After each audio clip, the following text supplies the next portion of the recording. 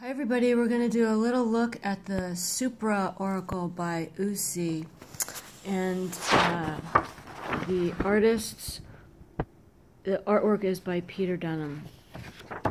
So the first thing I noticed that struck me about these images is that they really are reminiscent of black and white alchemical images. And so I pulled from this book, Alchemy and Mysticism, these kind of line drawings, etchings. The images in this deck really reminded me of this traditional black and white alchemical drawings. So there's a few things that stood out to me. This group of element cards,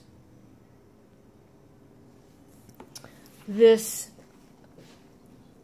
series of these four, these are like the INFP type.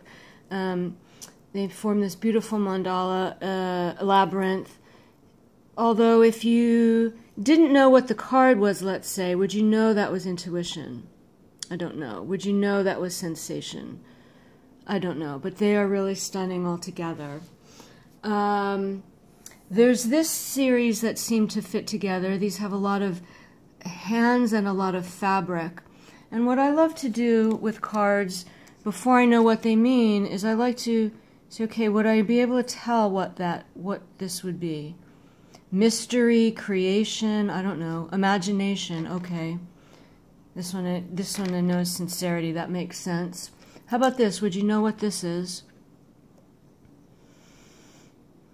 I'd say maybe unknown, the unknowing. Something about disconnection from mind and body. It's simplicity.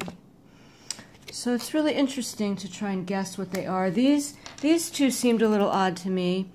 Can you tell what this one would be? I would think it would be, chaos, destruction. It's oracle. And here's primordial. These two seem to kind of go together. Here's the anima and animus cards. Very, very beautiful.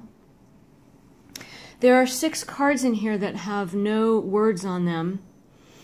What struck me about these is these are the alchemical colors. So, and what I like about what they did is that, and they're in the order of the stages of alchemy. So it's no coincidence. They clearly knew what they were doing with these 6 cards. But it's interesting that, let's say, okay, the first one would be the Negredo, which in alchemy is like, it's so dark and so black, there's no images. When someone's in this place, they may not even have any dreams. Their psyche's so depressed, there's no images. So the description says, unfathomable in the deeper reaches of our subconscious, from this abyss. Okay, that makes sense. But the keywords, deep, essential, remote, cosmic, eternal, those to me are very different from Negredo. Negredo to me is just dead black. Here's a great book about the Negredo, Black Sun. It's really easy to understand. It's also really great if you're in a really kind of dark place. Love that book. So then it goes into the white, which is like when everything turns to ash. And they're calling this card Phenomena. Magic, action, conception, form, matter are the keywords. The blue, now the most basic alchemical colors would be the Negredo, Castenato, the Citrinato, the Sun, and then the Rubedo. But there are some extra ones in some books. So there can be a period of blues. They're calling this Heavens. Here's the yellow. Now, it's interesting because this is here's another great book, Alchemical Psychology by James Hillman. And this book has a chapter on each color. Here's the table of contents, and here's the yellowing of the work, where, he talks about it more like when the white is no longer pure.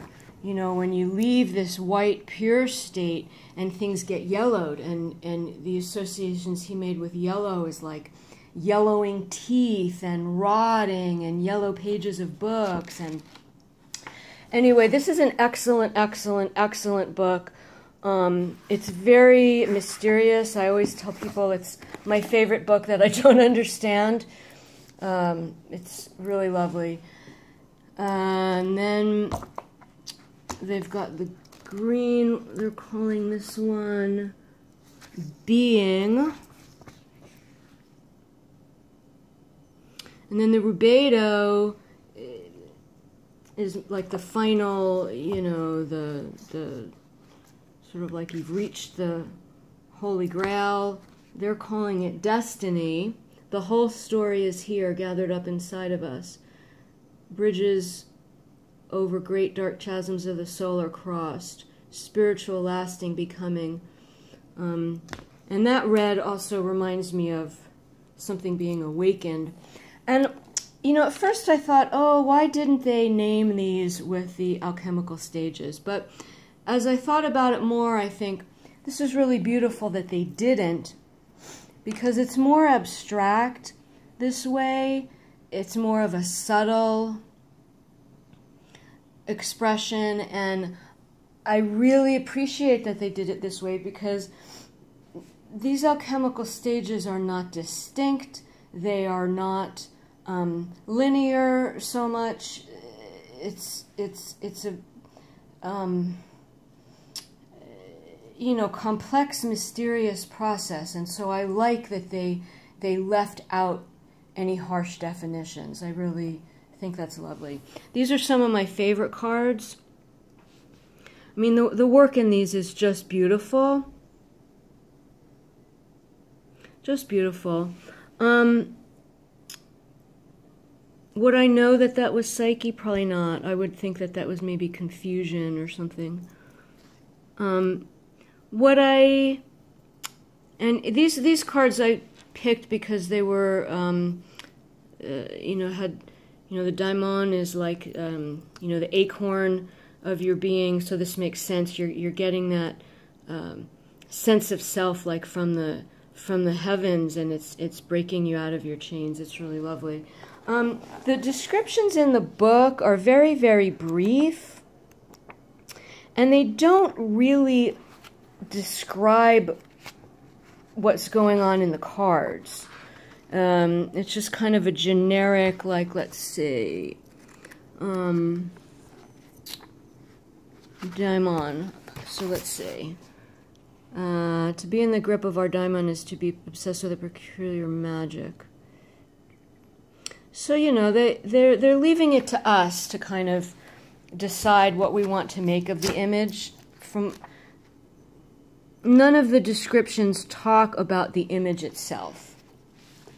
And then these are some of the more, these also, these top few are more, you know, are also specific Jungian concepts, or that Jung used a lot. I don't know if I would get that from that. It's really interesting individuation. And then there's some kind of random, I don't know if I would get that from that.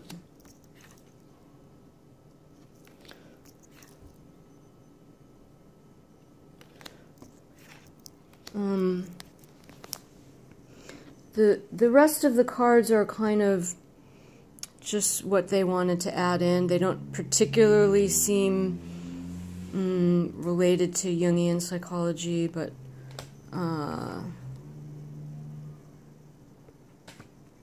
this is a nice one. It's interesting. Nothing.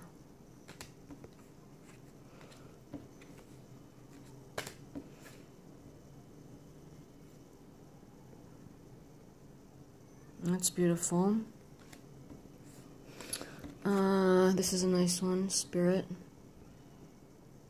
That really looks like an alchemical drawing, huh? There's the alchemical vessel. In this alchemy book, there's just there's a whole section, let's try to find it, of like, look at, it's just all different vessels that the alchemical process takes place in. I mean, isn't this like incredible? It's just pages and pages of different vessels.